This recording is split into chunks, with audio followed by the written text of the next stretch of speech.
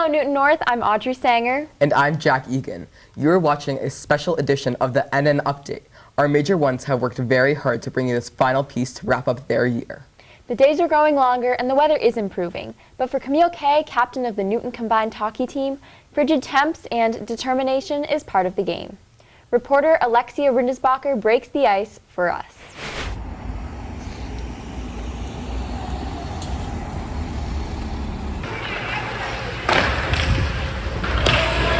If you head out to John A. Ryan Arena early in the morning, you'll see Camille hard at work out on the ice, suited up in goalie pads. She is the senior captain of Crush. Originally from Richmond, Virginia, Camille's move to Boston helped spark her start in hockey. I did like a learn to skate program with a bunch of boys and I ended up just loving the sport, so I kept playing it. Now excelling in net, Camille started as a skater and moved to goalie when her team rotated players to introduce kids to all aspects of hockey. I think my first game though, it was like 10-0 and I led in all 10. So it was definitely a challenging start, but I really loved it. Powering through, Camille joined a club team. By her junior year, she had earned the rank of captain. Head coach Scott Heslin has overseen Camille's 4 seasons with Crush. As a freshman, she was a really good goaltender, and just little by little, really kind of growing into and owning the starter's role, and really just being a rock for our team, knowing that we can count on her all the time. As a leader, kids seeing the effort she puts in on the ice, naturally they want to work as hard as her. But the support goes both ways. Camille has known many of her teammates for years. Having hockey in my life has always been like having a second family. My teammates, I consider them like really close, and we're always there for each other. Camille's leadership is a trait that has helped her team tremendously through her 2 years as captain. Being a captain, the most important thing is leadership, knowing how to get our team out of a slump and just knowing when and like what to say in the locker room. However, being a goalie and a captain is uncommon. In the NHL, only 6 goaltenders have ever served as captains. I think one of my biggest challenges was trying to figure out how to approach the team in the locker room after we're losing in a period. Just because personally, like, I can't score, but I kind of just need to hold my ground. Even without the pressure of being captain, hockey is hard. Many girls play on multiple teams, including town teams, club teams, and school teams. Keeping up with this busy schedule isn't easy, especially when teams practice early in the morning and very late at night. There were certainly some times where it was like super stressful for me to manage school and hockey, especially club hockey, and there was a time in my life when I was playing on 3 different teams and I'd have 6 games a weekend, and that'd be like, I don't know, like 10 hours where I could be doing homework. Like there was certainly a time where I was like, maybe I need to slow down on hockey, but I eventually got a hold of myself and I was able to manage both. Despite its challenges, Camille has grown thanks to hockey. The hours of hard work have really paid off. Her confidence has grown tremendously. She knows every game she's out there, she's going to really put us in a good position to win. Major saves that come into mind where it looks like it's a sure goal, and the next thing you know, Camille's back in play and just like steals the puck out of the air, and the other team's just like, what just happened? Some of the wins that we've had this year with the amount of saves she's had and the effort she's put in are really things that I think we'll remember for the future. Camille's contributions to the team have been an incredible asset to Crush. Camille's high school career may be coming to an end, but her hockey career is not. I flew out to Colorado to go try out for a team for CU Boulder, so if I get accepted there, I'm going to go play next year. A few weeks after her interview with Camille, she got the good news that she had been accepted. We wish Camille the best of luck at CU Boulder on and off the ice. For NNTV, this is Alexia R. After a long day of practice, nothing seems better than a hearty sandwich or a refreshing kale salad. I have the place for you, Jack. Judith's Kitchen is a local joint in West Newton Square, serving up delicious grub.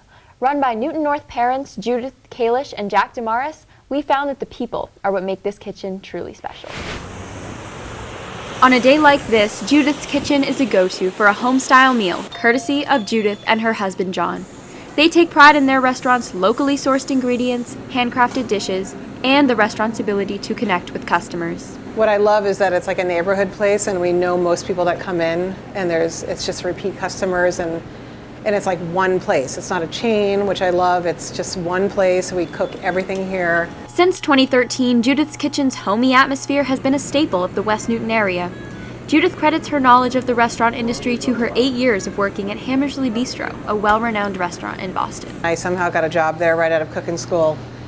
I worked there for 8 years, so I learned like everything I know there. and then just went on to like be the head chef in different kitchens. Well, I think it's unique where someone came from a restaurant that was highly regarded in Boston, one of the most highly regarded restaurants. Judith's Kitchen has a widespread menu from sandwiches to salads to a variety of sides. Each sandwich is handmade upon order, and the hardworking kitchen team makes sure that every product is made fresh. Our homemade, everything's homemade and made with love, it really is. It's like we use Iggy's bread and like boar's head meats and cheeses. COVID-19 presented new and unique challenges for small businesses across the nation, and Judith's Kitchen was no exception. And getting through COVID was rough. I mean, as you know, when COVID hit, like no one came in. It was just like so weird. It was like dead. Whether it be adapting to an emptier restaurant or beginning to open their doors again as the pandemic eased, Judith and John relied heavily on the bond they share with their employees. Like the woman back there has been here since day one, you know, and she's like a big part, like the employees are a big part of the business. So like that's something that's really important. If you don't have employees that you can totally trust, and like they could run the store if I weren't here. Yeah. They're like us. Like they're so great. So it's pleasant, it's positive, and we love these guys, and we trust them. We trust them with our lives. They're the quality, high quality people. They're like family, yes. Oh, for sure, like family, yeah. Yeah.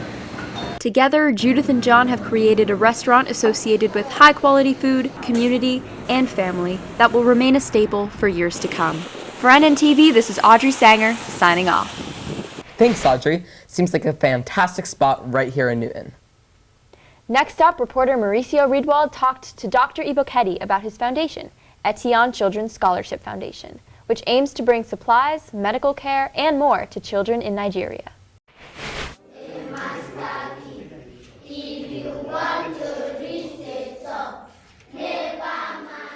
Dr. Isang Ibokette is a history teacher at Newton North who has worked for over 25 years. Coming from the small Nigerian village of Etinan, he moved to North America to study and get his degree.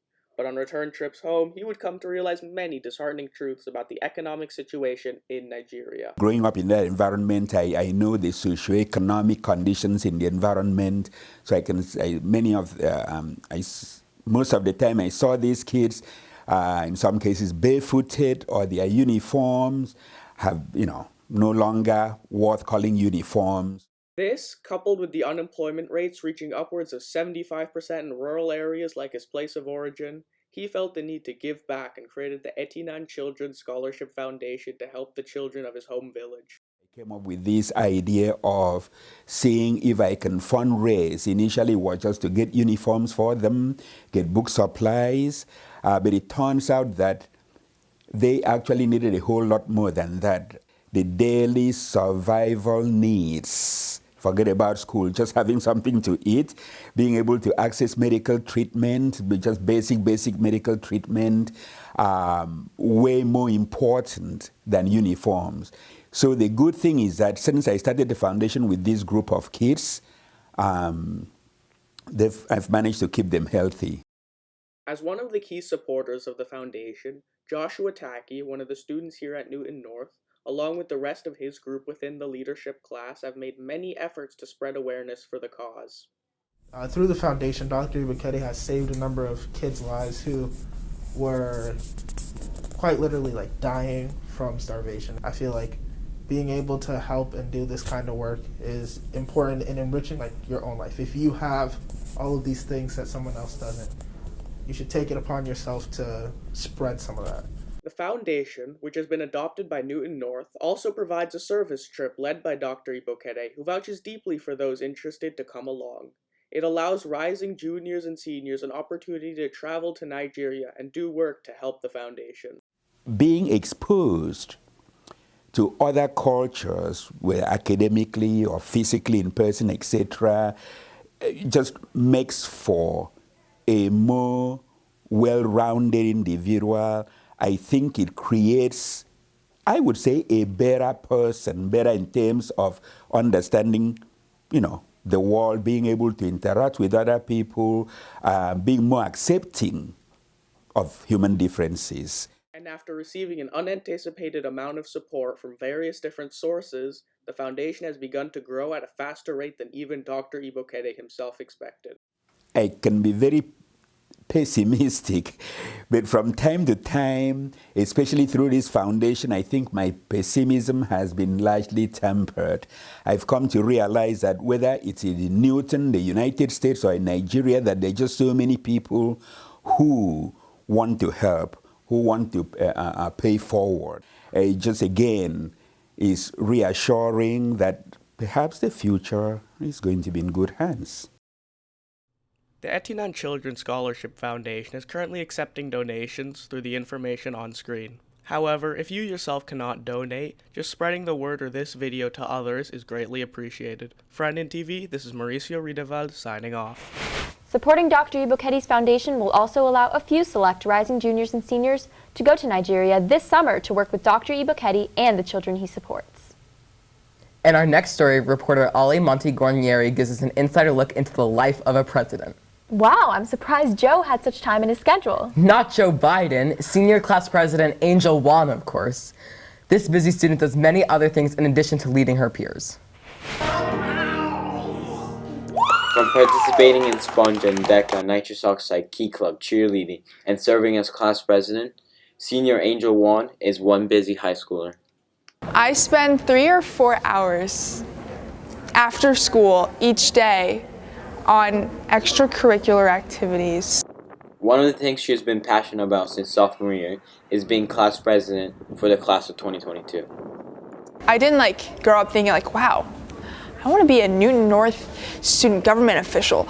I just remember seeing the posters around and then looking at sort of the responsibilities, and all the responsibilities were things that I really enjoyed, and I wanted a bigger connection with my class, and I thought this would be a great way to do it. Angel and her fellow class officers are supported by faculty advisors as they lead the class. Melinda Mexico Cameron is a faculty advisor and an English teacher here at Newton North, who works closely with Angel. Angel has a lot of energy and has a lot of fun personality that she's kind of learned how to dole out as needed in the different situations. I also think I've seen her become just more confident and comfortable with herself and her role and being a strong person. It's hard to be a president. To Angel, being a leader is a state of mind. I think I have a certain mindset and outlook which allows me to reach out to people, which may seem like it's easier for me than other people. Not everything comes easy to Angel. She challenged herself by performing in Sponge and Theater Inc. improv troupe her senior spring.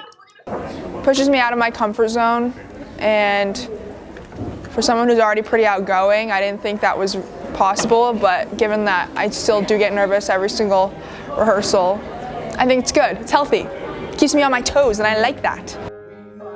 With so many things on her mind, Angel has an interesting habit to keep herself organized. I make extensive to-do lists that I put more time into making than actually doing, but they're nice to look at, and I get the satisfaction of checking off boxes, which is a big motivation. With so many things on her list, her life can be very stressful. I find myself overwhelmed very often, quite often.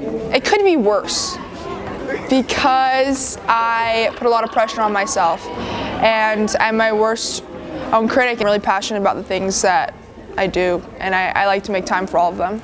Although Angel is graduating this spring, her legacy here in North will not be leaving come June. For NN TV, this is Ale signing off. Newton North is sure home to many talented students and teachers. Among them is Dr. Caroline Vuilleumier, known by her students as Dr. V. Dr. V may be a master on quadratics and statistics, but she also puts the pedal to the metal.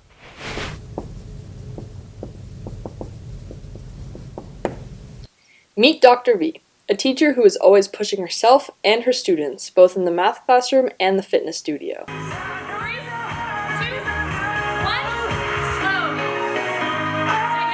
She always knew she wanted to be a teacher, so she pursued her passion and ended up at Newton North.